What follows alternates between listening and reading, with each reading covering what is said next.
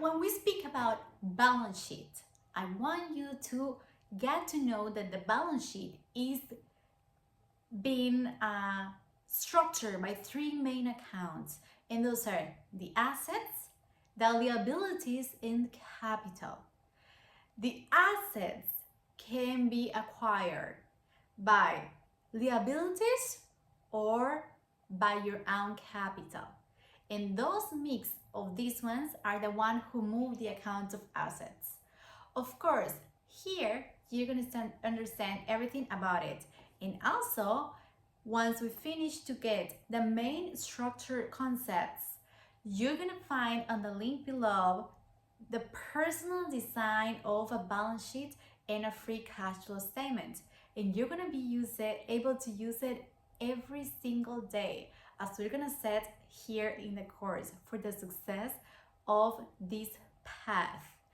So when we talk about assets, we gotta say that there are many kind of or types of assets.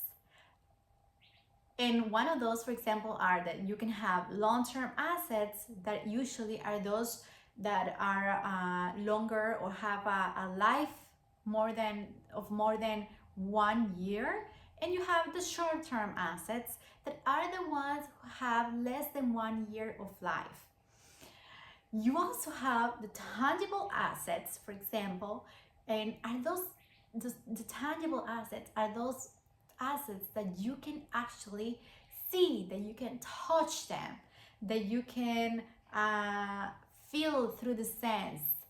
And you also have the non-tangible assets. And of course, the non-tangible assets, are they said, are the ones that are not easily perceived by the senses. For example, a tangible asset will be a piece of land or a house or a building. Cash, because you can feel the cash. A non-tangible asset could be something that you cannot particularly see, but it creates a lot of returns or a lot of goods for your life. That will be, for example, if you are an author, you have rights and you have a lot of income because you have built rights in your life. You're a musician, also you got the rights on. Those rights, you cannot particularly see a right, but it creates a lot of income and a lot of good revenues for your life. So that's a non-tangible assets. For the purpose of this course, in the right understanding and more easily and simple understanding of this, we're going to separate the assets and current assets and the non-current assets. And the current assets, this classification is based on the liquidity of those assets. And the current assets are those, for example, that can be easily converted to liquid, to cash. And of course, the non-current assets are usually those tangible assets that are not easily convertible to cash. For example, big pieces of land or houses or land or buildings. You have to have certain time of time so you can sell those properties. So it's not as easy as, okay, today I take the decision and I'm gonna convert this current asset into liquid. It's not as easy as that. And for this, we gotta understand, particularly, this is the first account of your balance sheet. And when we speak about current assets that we say that are highly liquid, we gotta understand which ones are these particular accounts that you're gonna put in your personal balance sheet. You're gonna use exactly almost the same framework that a world-class company is using in this moment, but you're gonna start to use it in your own power for the creation of wealth. And when we speak about current assets, we gotta see in this account things like cash, things like inventory. I know you might ask, how am I gonna value my inventory? Of course, if you don't have the invoices, that from this moment on, you're gonna start to love the bills and invoices because you need to take them into your balance sheets. and into your free cash flow statement. So you will start to take those bills or your invoices for anything that you got and use it as the proof of every expense or every income that you have, and you have to start to track those. It's all about organization, but if we want to plan success for our life and for the goals that we want to live and for the better life that we want, we have to take these uncomfortable actions. At first, they might be uncomfortable, but you're gonna get used to this and you're gonna start to love it. So, the inventory. I know that by this moment, if you don't have all the invoices of everything that you have got in your house, you have to give certain value, especially to those ones that it represent the most right now in your house. For example, the TVs, then you say, oh, how do I manage the price of this? So for me, it's kind of, I give a value based on how much will I pay right now for that TV if I find it in the street for somebody selling it. How much will I pay for that? For a used TV that has like 3 to 4 years, how much will I pay for that?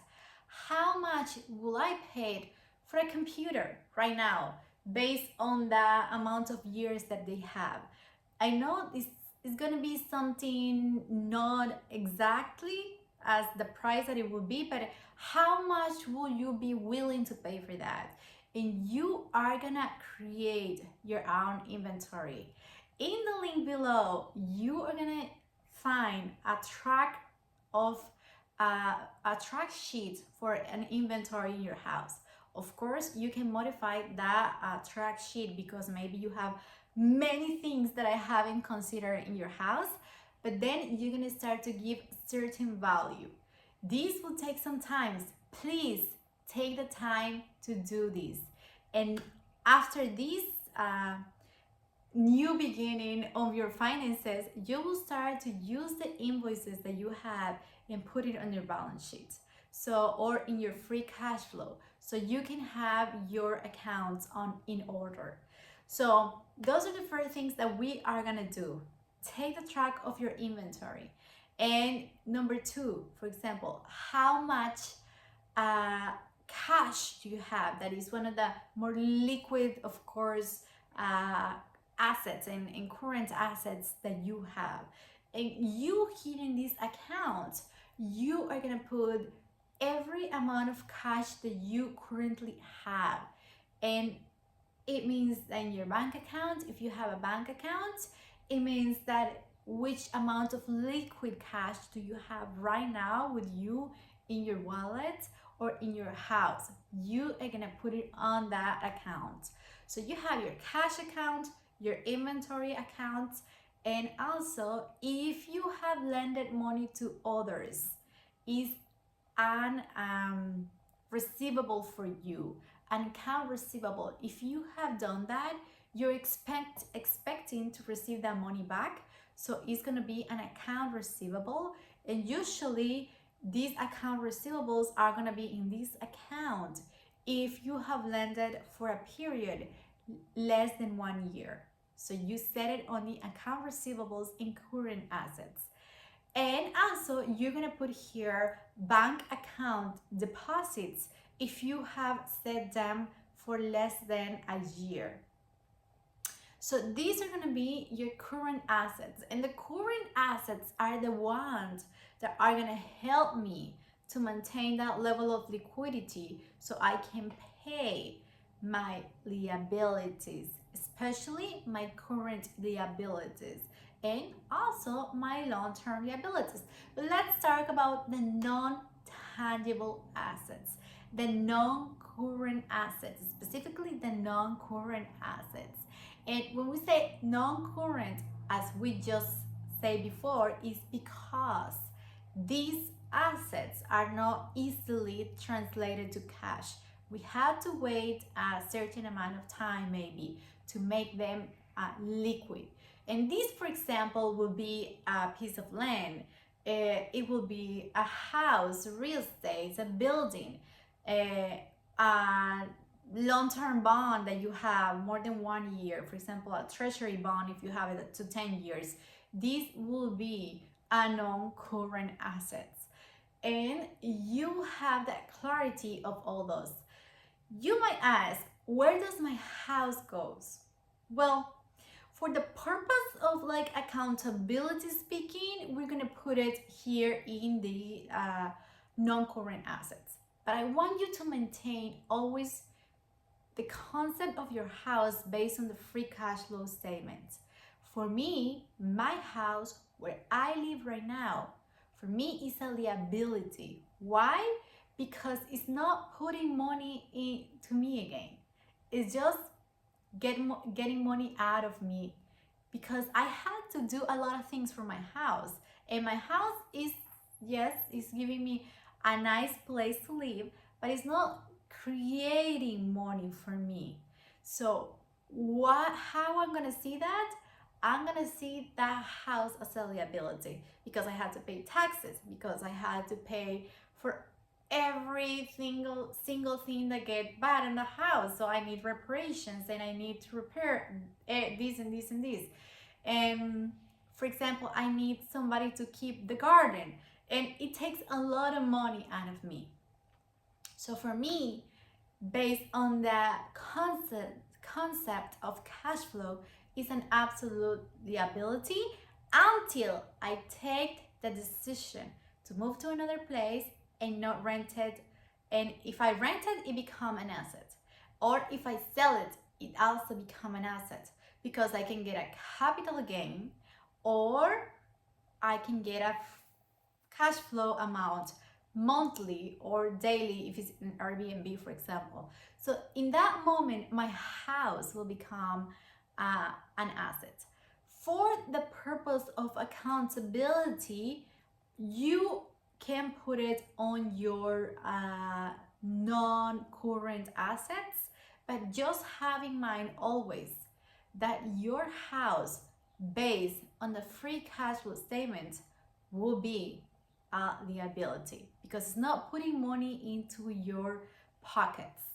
You can put it in your assets, or you can put it into liabilities. Is whatever decision that you take, for me, it will be acceptable. Of course, if you speak this to a professor or to a finance person, they will tell you, are you crazy? Do you understand what finances are? They will say you had to put it in your assets, and somehow they're right. You can put it in your assets. But if you are only seeing that asset as a non-tangible asset, and you are not seeing the real concept of an asset that is the one that put money into your pockets. Remember, your house where you live right now, if it's yours, you don't have the plan to sell it in the short term, well, it will not create a capital gain. So you don't have that amount of money, or you don't have the free cash flow generation. You're just giving money for that house. So it will be okay as you, whatever you decide, you put it in your assets or put it in your liabilities. But based on that free cash flow statement, when we start to see it, it will be a liability. So these are the assets accounts that we're going to focus on, that are the current assets and the non-current assets. And we also are gonna speak about the liabilities, because the balance sheet let you see where you are in your debt. And we also have the classification of liabilities, that almost the same than the assets. But here we're gonna focus on the current liabilities and the non-current liabilities. And the current liabilities are gonna be specifically the followings. The ones that have less than a year, for example, are gonna be current liabilities. And the ones that have more than a year are gonna be non-current liabilities. And here, for example, in the current liabilities, you're gonna set your credit card debt, if you have, because usually these are short-term debts. It's like 28 days. So you are gonna set all the liabilities that you have in your credit cards. And that means that you have to take all those bills, all those statements, open those statements, open those bills. Don't be afraid of that. It's your transformation time. So go, be willing to see where you are in this moment. Take the bone scan. Do it because you will need it to see in which oceans are you swimming in this moment and which one will be your path and what's the boat that you're gonna take, what's the ship that you're gonna take to get you from whatever ocean you are swimming right now to where you want to go. Okay, so take that information, make the ads and set it on your current liabilities. Credit cards. Here, if you have any kind of loan for your car and it's less than a year, for example, you had to put it here. If it has more than 1 year, you had to put it in long-term liabilities. But for example, if you owe money, for example, to a retailer, so you had, and it's less than a year, you have to set it here in the current liabilities.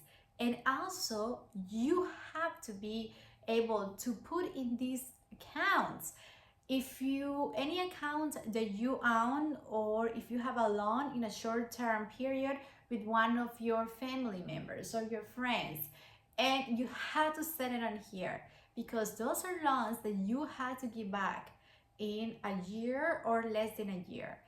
And after you finish that, you're gonna come to that non-current liabilities, and those non-current liabilities are gonna be those liabilities that have more than 1 year of life, and that can be your mortgages. If you have a loan that has more than 1 year, or your car loans, or another kind of debt that you have accumulated and that it has more than a year in your balance sheet or in the contract that you have set it.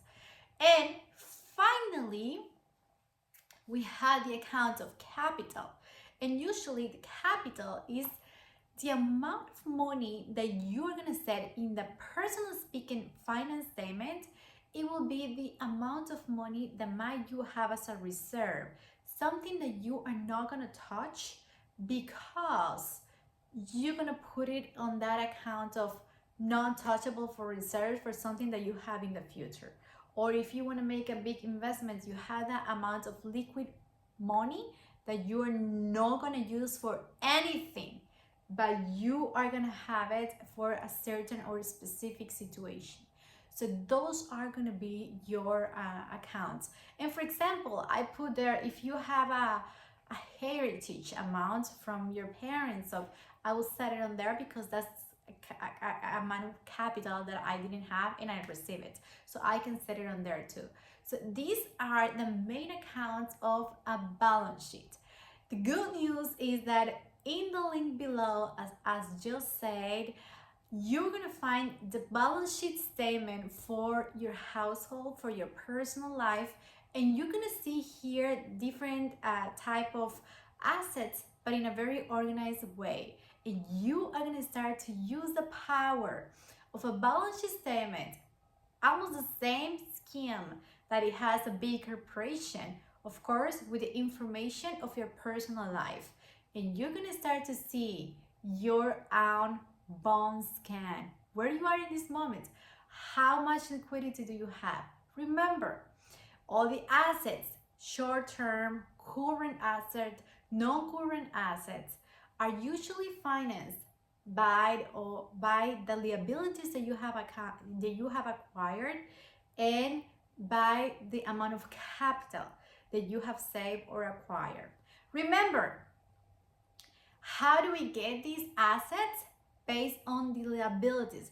The focus of a money master person is that the liabilities that you're gonna have are focusing on creating the right amount of assets. So it means or the right type of assets. It means that these liabilities have to be good liabilities, good debt, good debt. Not all debt is bad. I know that you have heard, or maybe of you maybe are so afraid of debt. Just don't be afraid of debt. Debt is good when we use it correctly. Don't be afraid of that, because if you start to use it as a money mastery on this area, you're going to start to use it to grow your personal success. But bad thing, and when does debt becomes bad, and this has been so popularized because many of the people use debt in the wrong way. And when does this debt, these abilities become a bad things for a human? Is when they get bad debt, bad liabilities. As what? As credit card debts. I know many of us use too much in these times credit cards, but this is not a good liability unless it's creating an asset over here. Unless you are using this to use the money of others, the risk of others to get an asset here. And you have to do it right, because the interest that you are paying on a credit card, it has to compensate the amount of income or revenue that you're gonna get if you're using for a kind of investment. So this is a bad kind of debt. And also, it's the bad type of debt when you use it disproportionately to the amount of assets that you have.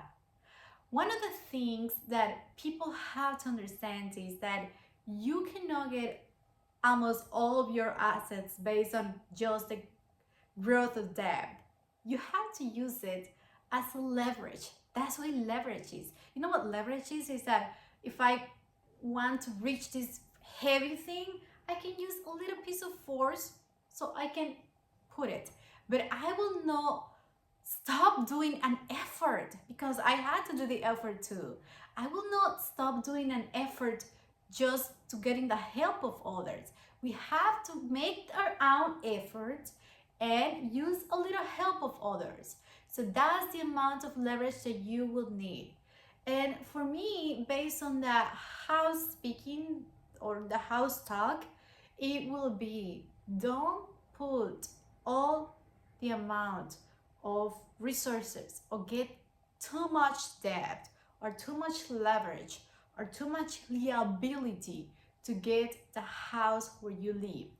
Because I know many people tell it's a good investment because it's gonna get value over time. It's gonna get, but the expensive the house become, the less revenue you will gonna get, and the most difficult is gonna be for you to sell it, and the most work and the most investment is gonna get to for you to sell it. So if you're seeing everything as money mastery, you have to realize what is it really that things that you want and why is it so important. For me, it's very important to just get on my shoes, get settled, and see why is it that I really want this. And if it's gonna be an investment, it has to be a nice place where I'm gonna be. For example, if it's my own house, it has to be correlated to who I am.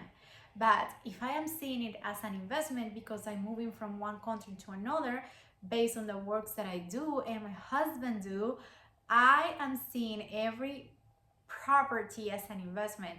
It has to be nice, it has to be beautiful, it has to be correlated to my energy, but it doesn't mean that I will put all my resources on that house, because I need it to create a real money generations. And those are businesses, and those are real estate, and your house have become a real estate, so if you want to see it as an investment. So these are the main points, the main things that you have to understand about your balance sheet. Those accounts from liabilities and capital, any movement of the assets accounts will create a movement on liabilities and capital, because somehow you're gonna need these kind of accounts to create a moment in the assets. So what do we want to do as money masters? We want to create the greatest assets that we can get that create the perfect amount of cash flow so we can manage to pay our liabilities and to get more confidence and power and to have more opportunities on the amount of resources that we will need to get the best assets on the market. So you will have everything that you will need to create your own balance sheet as the most highly level as any other company, but for your own growth. So you will have it in the link below. And I need you from this day on to take the uncomfortable action, to see this balance sheet, to see, and don't be afraid, whatever situation you are in this moment. Don't be afraid to see where you are in this moment, because it's the power that you will need. It can be power of disgust, power of, oh, I'm so proud of where I am right now. But you will need that kind of power to focus yourself and to just create your own personal road for success. You have everything that you need in this course, but you will need to take daily actions. Which daily actions do I need from you? I need you to start to take all your expenses, your incomes, so we can start to gather that information, to put it in one place, and to just settle every single day, manage certain amount of time so you can start to put all this information in your balance sheet or in your free cash flow. So what are the actions that we're going to take on this lesson? So first of all, as we said, I need you to start to take an action on the fulfill of all those accounts that you will find on that statement in the link below. Make that action, make the uncomfortable action. See everything as a cash account that you have in your house.